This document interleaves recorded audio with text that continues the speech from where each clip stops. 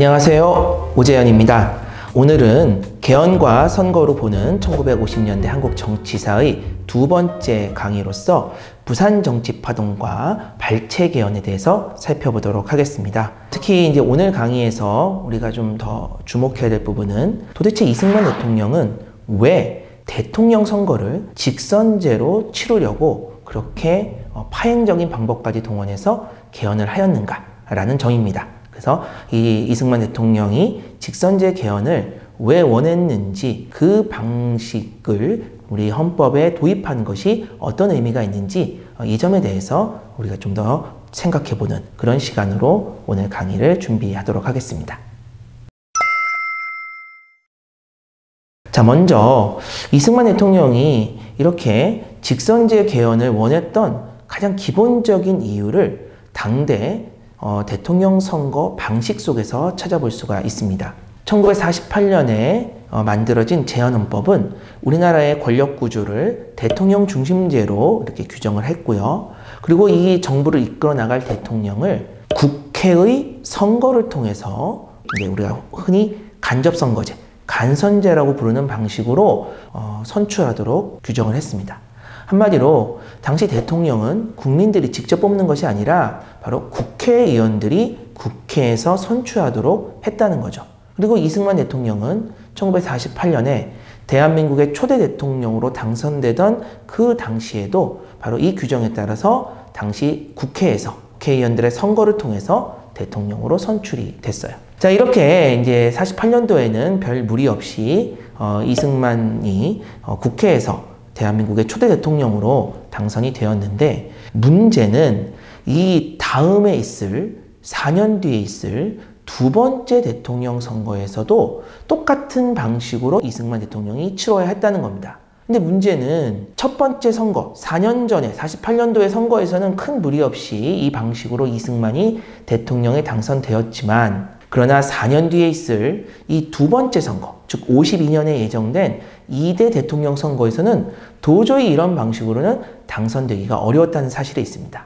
그러면 왜 4년 만에 같은 방식인데 이승만 대통령이 국회에서 대통령으로 선출되기가 어려웠는가? 거기에는 몇 가지 이유가 있어요. 첫 번째는 국회의 구성원이 바뀌었습니다.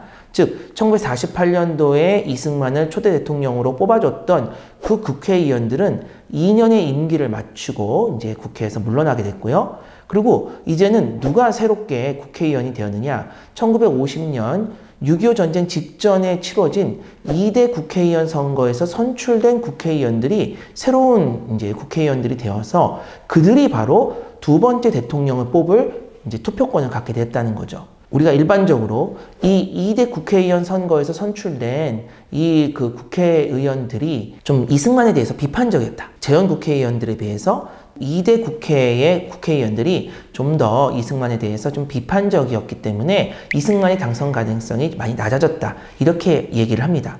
근데 이건 약간 좀 논란의 여전히 있어요. 즉, 우리가 흔히 중도파라고 부르는 이승만에게 비판적인 일부 의원들이 국회에 새롭게 입성한 것은 분명한 사실이지만, 이 선거에서 당선된 사람의 60%가 사실은 무소속 국회의원들이었기 때문에 그들의 정치적 성향을 정확하게 파악하는 것은 쉬운 일이 아닙니다.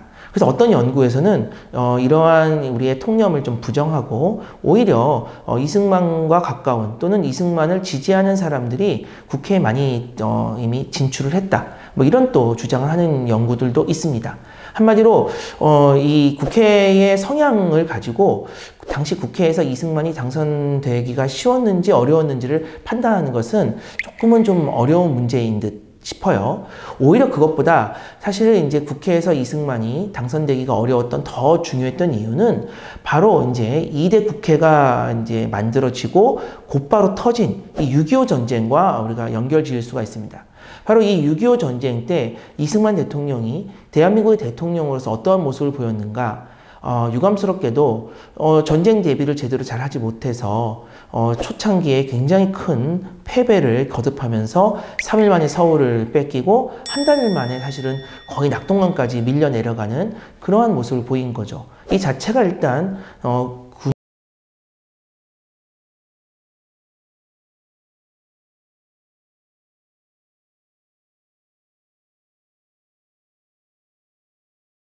전쟁 중에 많은 사건 사고가 터지는데 대표적으로 국민방위군 사건이라고 하는 것이 터집니다. 즉 이제 북한과의 전쟁을 대비해서 예비 병력을 만들겠다고 해서 사람들을 모아놨는데 이 사람들을 제대로 관리하지 못하고 또 이 과정에서 많은 비리와 부정이 발생하면서 예비 병력으로 뽑아놓은 그 사람들 중에 상당수가 많은 고통을 겪게 되고 심지어는 거기서 다수의 사망자가 발생하는 그러한 사건이 발생했다는 거죠.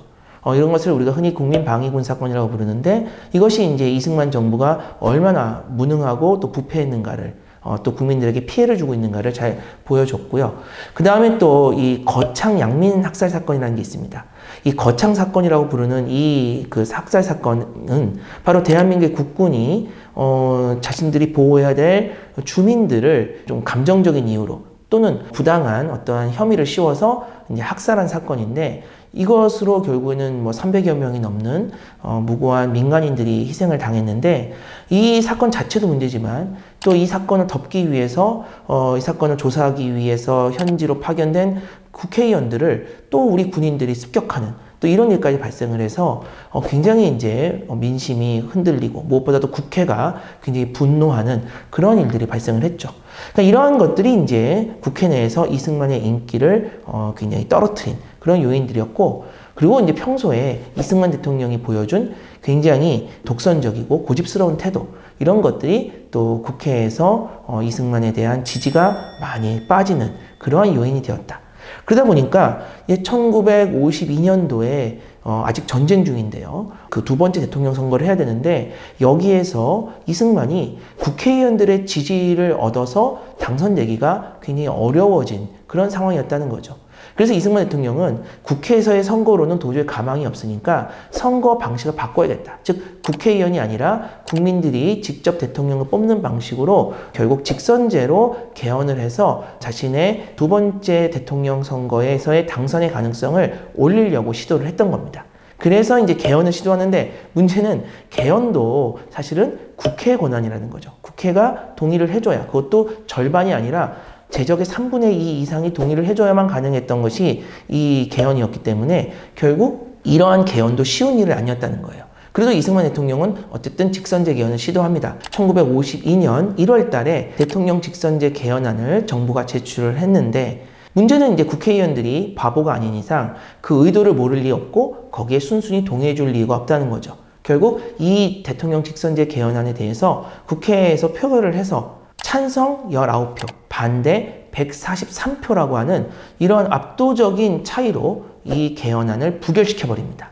그러니까 이승만의 의도대로 국회가 움직이지 않을 뿐만 아니라 국회에서 만약에 대통령을 뽑게 되면 어떤 결과가 나올지를 이미 이 1952년 1월 달에 대통령 직선제 개헌 투표에서 국회의원들이 보여준 거죠. 근데 여기서 끝나는 것이 아니라 국회의원들은 이제 자기들끼리 힘을 모아가지고 대통령 중심제가 아닌 아예 내각 책임제로 모든 걸 다 뜯어 고치는 헌법 개정안을 새로 만들어서 그것을 국회에 제출을 합니다.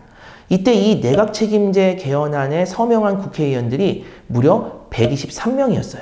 그러니까 123명은 이미 당시 국회 제적의 3분의 2를 넘어서는, 즉 개헌안을 제출했던 국회의원들이 그대로 찬성만 하면은 무조건 통과가 되는 그러한 상황이었다는 거죠. 이렇게 내각 책임제로 헌법이 바뀌게 되면은 이승만 대통령은 대통령이라고 하는 자리에 있다 하더라도 그것은 빈 껍데기에 불과하고 모든 실권을 다 국무총리에게 넘겨줘야 되는 그런 상황이었다는 거죠. 이것은 이승만에게 큰 위기가 아닐 수 없었습니다. 그러다 보니까 이제 이승만은 여기서부터 굉장히 비정상적인 방법들을 동원하기 시작해요. 먼저 이승만은 자신의 어쨌든 그 세력으로서 정부 여당을 좀 더 키우려고 노력을 합니다. 이미 1951년 8월에 이제 이러한 그 2대 대통령 선거를 바라보면서 자기 세력을 구축하기 위해 자유당이라고 하는 정당을 창당하게끔 했고, 그래서 이제 자유당이라는 정당이 만들어졌는데 아직은 이 자유당이 국회 내에서 큰 힘을 발휘하지 못했어요. 비록 이제 그 원내 자유당이라고 해서 뭔가 이제 국회의원들 중에서 이승만에게 협조하는 것 같이 보였던 국회의원들이 많이 있었지만 그들은 실제로 원했던 것이 대통령 중심제가 아니라 내각 책임제였고 이승만과는 일정한 거리가 있었습니다.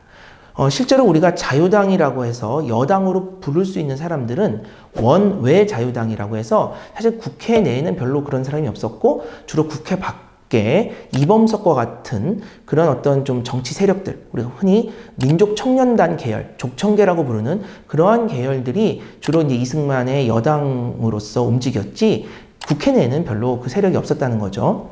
자, 이제 그런 상태에서 이승만은 결국은 이제 국회 밖에서 힘을 자꾸 모아나갑니다. 먼저 갑작스럽게 1952년 4월에서 5월 사이에 지방의회 선거를 실시하게 되는데 이 지방의회 선거에서 관권과 금권을 총동원해가지고 이승만을 지지하는 세력들이 대거 당선되도록 이렇게 힘을 모으고요.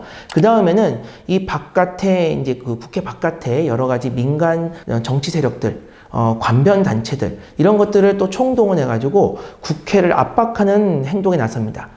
흔히 우리가 이제 민의 동원이라고 부르는 건데, 이 사람들이 이제 국회 밖에서 국회의원들을 비난하고 국회의원들을 소환하고 또 국회를 해산하라고 하는 그러한 요구들을 하게 되는데, 이 사람들이 좀 무시무시했어요. 이 사람들의 뭐 그 단체명을 보면은 뭐 딱벌대, 백골단 또는 뭐 민중자결단 이런 무시무시한 이름을 가진 그 국회 밖에 여러 단체들을 동원해가지고 국회를 압박하는 모습을 보여줬다는 거죠.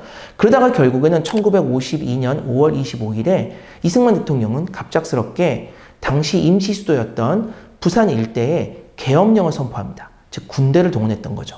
이때 이제 동원되었던 군대는 주로 헌병들이었어요. 그리고 이 헌병들은 이제 어떤 일을 하느냐, 계엄령 하에서 국회의원들을 마구잡이로 체포하기 시작합니다. 특히 뭐 이 국회의원들이 타고 가던 통근버스를 통째로 그냥 들어서 끌고 가는 뭐 그런 모습까지 보여주고요.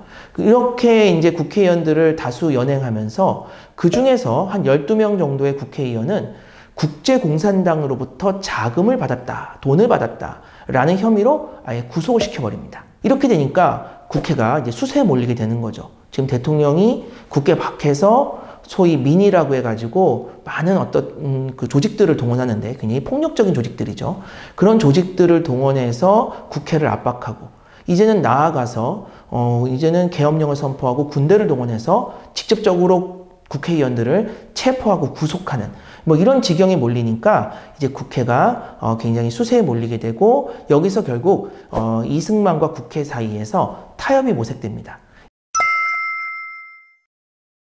이때 이 타협을 주도했던 인물이 국무총리였던 장택상이었고 이 장택상과 함께 보조를 맞췄던 신라회라고 하는 국회의원 어떤 그룹이 있었어요. 그들이 중심이 돼서 결국 대통령과 국회 사이에 일종의 뭐 중재 역할, 타협의 역할을 하게 되고 그러다 보니까 이제 국회의원들이 이미 제출했던 내각책임제 개헌안에서 일부 조항을 따오고 또 대통령이 이미 한번 제출했다가 부결되고 그리고 다시 5월 달에 또 제출을 했거든요. 이때 그 정부가 다시 제출했던 대통령 중심제 개헌안에서 또 일부 조항을 따와서 그것을 결국 조합해가지고 새로운 어떤 타협적인 개헌안을 마련하게 됩니다. 그리고 이 타협적인 개헌안을 우리가 내각책임제 개헌안에서 일부 조항을 따온다. 이 따온다는 것을 좀 어려운 말로 발췌한다고 하거든요. 그래서 내각책임제 개헌안에서 일부 조항을 발췌하고 또 대통령 직선제 개헌안에서 일부 조항을 발췌해서 짜집기해서 다시 만든 헌법 개정안이다라고 해서 우리가 이 개헌안을 발췌 개헌안이라고 부릅니다. 그리고 이 발췌 개헌안에 대해서 국회가 다시 표결을 하게 되는데 이때 국회를 이 다수의 군인들이 완전히 포위를 하게 됩니다. 그 무장한 군인들이 포위한 가운데 국회의사당에서 이 발췌 개헌안에 대한 표결이 이루어지고 뭐 이 상황에서 이 국회의원들이 이 개헌안을 반대할 수가 없는 거죠. 그래서 166명이 표결에 참여했는데 163명이 찬성하고 3명이 기권하는 방식으로 이 개헌안은 통과가 됩니다. 자, 그런데 이 개헌안의 이제 주 내용이 뭐냐? 일단 대통령 직선제를 가져와요. 그 이승만 대통령이 그렇게 원했던 대통령 직선제가 이 발췌 개헌안에 담기게 되고요.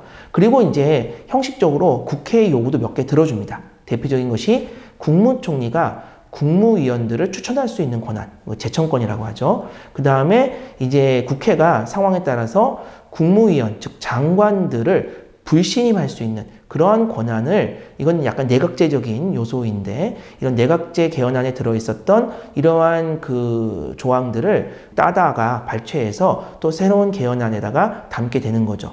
그러니까 형식적으로 보면은 이 발췌 개헌안은 대통령 직선제뿐만 아니라 내각 책임제적인 요소까지 같이 포함하고 있는 타협의 산물처럼 보이지만, 그러나 이것은 동등한 타협이라고 볼 수는 없어요.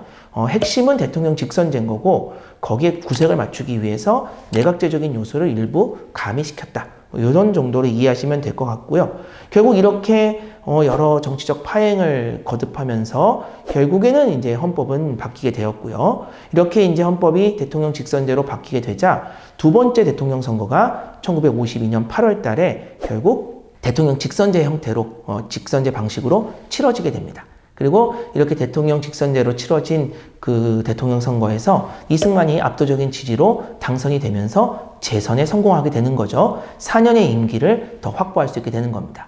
그리고 이 선거에서 하나 특이한 것은, 이때 이제 대통령과 더불어서 부통령도 함께 선거를 했는데, 이 부통령 선거에서는 그동안 이승만을 도와서 굉장히 강하게 대통령 직선제 개헌안 통과에 노력을 했던 그 이범석과 민족청년단 계열이 이승만으로부터 굉장히 외면을 받았다는 거예요. 당시 자유당은 부통령 후보로 그 이범석을 이제 출마를 시켰는데, 대통령이 공개적으로 나는 이범석을 지지하지 않고 다른 후보, 함태영이라고 하는 다른 후보를 지지한다고 해가지고 결국에는 이 공무원 조직이 총동원돼서 함태영의 당선을 도왔고, 이 선거에서 부통령은 이범석이 아니라, 자유당의 이범석이 아니라 함태영이 당선되는 그러한 결과를 가져왔다는 거죠. 왜 이승만이 굳이 자신을 위해서 그렇게 헌신했던 정부 여당 자유당의 부통령 후보 이범석을 지지하지 않았는가? 그거는 바로 이범석이 너무나도 강한 하나의 또 카리스마를 갖고 있는, 능력을 갖고 있는 정치가였기 때문에 그에게 힘을 실어줬을 경우 곧바로 자신의 권력을 위협할 것을 우려했기 때문에 그의 힘을 사전에 빼기 위해서 아무 정치적 어떤 야망이 없는, 또 이승만보다도 더 나이가 많았던 함태영이라는 후보로 부통령을 이렇게 뽑도록 그렇게 유도를 했던 겁니다. 그러니까 이러한 어떤 상황 속에서 결국 어쨌든 이승만은 그 두 번째 대통령으로 당선이 됐고요. 중요한 거는 이승만이 이렇게 대통령 직선제로 그 헌법을 고친 것을 뭐 우리가 일단 굉장히 이제 비판적으로 볼 수가 있어요. 왜냐하면 그 과정이 굉장히 파행적이었기 때문에. 그러나 뭐 결과 놓고 보면은 대통령 직선제가 더 민주주의에 부합하는 모습이기 때문에 그것을 또 긍정적으로 볼 수 있는 여지도 있습니다.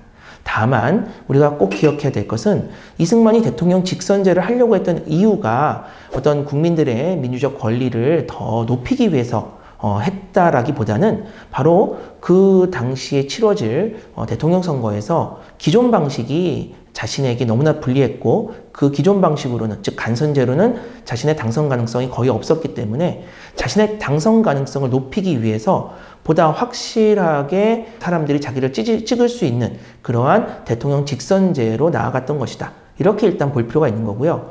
그럼에도 불구하고 대통령 직선제가 이승만한테 유리했다는 것은 그만큼 당시 일반 국민들에게는 여전히 이승만이 가장 대통령감으로 우선적으로 꼽히고 있었다는 것을 보여주기도 해요.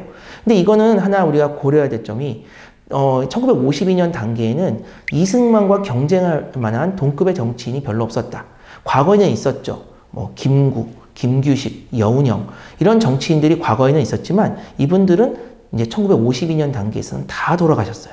결국 52년 단계에서 이승만과 견줄 만한 정치인들이 별로 없었던 당시의 정치 상황이 직선제가 이승만에게 훨씬 유리했던 그런 어떤 상황으로 이어졌던 것이고, 이승만은 그런 상황을 십분 잘 활용한 면이 있는 거죠. 여기에다가 이승만이 마음대로 활용할 수 있는 그런 어떤 공무원 조직이라든지 또는 경찰 조직이라든지 뭐 이런 것들을 활용했을 때 직선제가 훨씬 유리한 측면이 있었다라는 점도 같이 고려할 필요가 있겠습니다.